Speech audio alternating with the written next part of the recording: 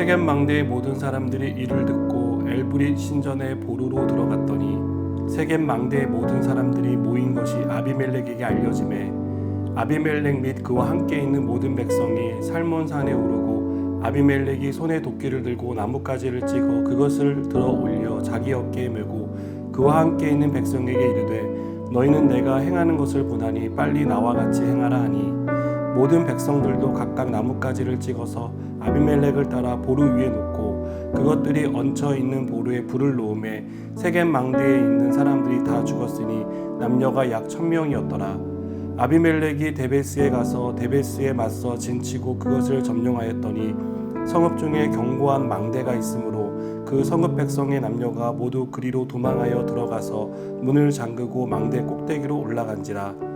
아비멜렉이 망대 앞에 이르러 공격하며 망대의 문에 가까이 나아가서 그것을 불사르려 하더니 한 여인이 맷돌 윗짝을 아비멜렉의 머리 위에 내려 던져 그의 두개골을 깨뜨리니 아비멜렉이 자기의 무기를 든 청년을 급히 불러 그에게 이르되 너는 칼을 빼어 나를 죽이라. 사람들이 나를 가리켜 이르기를 여자가 그를 죽였다 할까 하노라 하니 그 청년이 그를 찌르매 그가 죽은지라. 이스라엘 사람들이 아비멜렉이 죽은 것을 보고 각각 자기 처소로 떠나갔더라. 아비멜렉이 그의 형제 70명을 죽여 자기 아버지에게 행한 악행을 하나님이 이같이 갚으셨고 또 세겜 사람들의 모든 악행을 하나님이 그들의 머리에 갚으셨으니 여룹바알의 아들 요담의 저주가 그들에게 응하니라. 아멘. 우리는 어제에 이어서 오늘도 아비멜렉과 세겜의 전쟁에 대해 살펴보고 있습니다. 아비멜렉과 세겜과의 전쟁에서 아비멜렉이 승기를 잡았습니다. 승기를 잡은 아비멜렉은 이참에 세겜을 완전히 진멸하려고 했습니다. 그는 세겜 사람들이 엘브릿 신전의 보루에 있다는 정보를 듣고 그곳에 불을 피워서 거기로 피한 약 1000명의 세겜 사람들을 죽였습니다. 아비멜렉은 여기서 멈추지 않습니다. 세겜의 위성 도시였던 데베스로 향했습니다. 그곳에 있는 주민들도 죽이기 위해서 그는 망대에 모여있는 사람들을 향해 갑니다. 그곳에도 동일하게 불을 피워서 그곳에 있는 사람들을 죽이려고 했던 것입니다. 모든 일이 아비멜렉이 계획한 대로 이루어지는 것처럼 보였습니다. 하지만 예상치 못한 일이 발생합니다.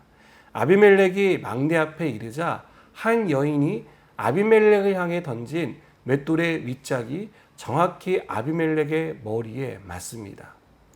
그리고 아비멜렉은 생명이 위태로워집니다. 그는 자기의 무기를 든 소년에게 자기를 죽여달라고 부탁을 합니다. 그리고 그 자리에서 승승장구했던 아비멜렉은 죽음을 맞이했습니다. 아비멜렉은 거칠 것 없는 인생을 살았습니다. 그는 자기가 계획하고 의도한 대로 왕이 되었고 또 세겜 사람들과의 전쟁에서 승리를 연속해서 거두었습니다. 그러나 이렇게 완벽해 보이는 아비멜렉의 인생은 예상치 못한 한 여인의 등장으로 인해서 처참하게 끝나고 맙니다.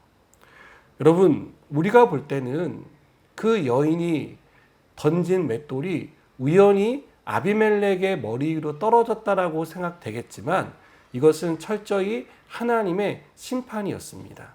하나님이 계획하신 일이었고 하나님이 아비멜렉이 행한 악행에 대해 보응하신 결과였습니다.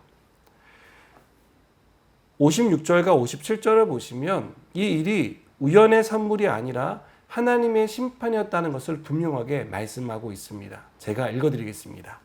아비멜렉이 그의 형제 70명을 죽여 자기 아버지에게 행한 악행을 하나님이 이같이 갚으셨고 또 세겜 사람들의 모든 악행을 하나님이 그들의 머리에 갚으셨으니 여룹바알의 아들 요담의 저주가 그들에게 응하니라. 여러분, 아비멜렉 그리고 세겜이 모두 다 멸망할 이유를 성경은 어떻게 설명합니까? 요담의 저주가 응했다라고 말합니다. 요담은 그 둘이 행한 일들이 하나님 앞에 바르지 못했다는 것을 알고 있었습니다. 그것은 행해서는 안 되는 악행이었다는 것을 알고 있었습니다. 그래서 그들을 향해 저주합니다. 그리고 공의로우신 하나님은 이 요담의 저주를 들으시고 그대로 응답해 주십니다. 여러분, 우리가 살다 보면 억울한 일을 당할 때가 있죠. 그래서 우리는 그 억울함을 풀기 위해서 우리의 방식대로 대응을 합니다. 그러나 그 대응에 대해서조차 하나님이 우리에게 말씀하시는 것은 원수를 갚는 것은 우리에게 있는 것이 아니라 하나님에게 있다라는 것을 분명하게 가르쳐 주십니다. 우리가 해야 할 일은 하나님의 때를 기다리는 것입니다. 하나님이 하실 것을 믿고 인내하는 것입니다. 공의로우신 하나님이 하나님의 방법대로 반드시 이루신다는 것을 우리는 믿음으로 기다려야 합니다. 그렇게 할 때 오늘 아비멜렉과 세겜 사람들에게 일어났던 그 모든 일들이 우리의 삶 속에서도 나타나게 될 것입니다. 여러분, 하나님은 공의로우시고 그 공의로우심을 반드시 드러내십니다. 우리가 그 공의로우신 하나님을 믿고 기다리는 저 여러분 되었으면 좋겠습니다. 기도하시겠습니다. 하나님, 날마다 공의롭게 행하신 하나님, 내가 내 힘으로 해결하려고 하지 않게 하시고 하나님의 방식대로 하나님이 이루시는 대로 기다릴 수 있는 믿음을 더하여 주시옵소서. 예수님의 이름으로 기도드립니다. 아멘.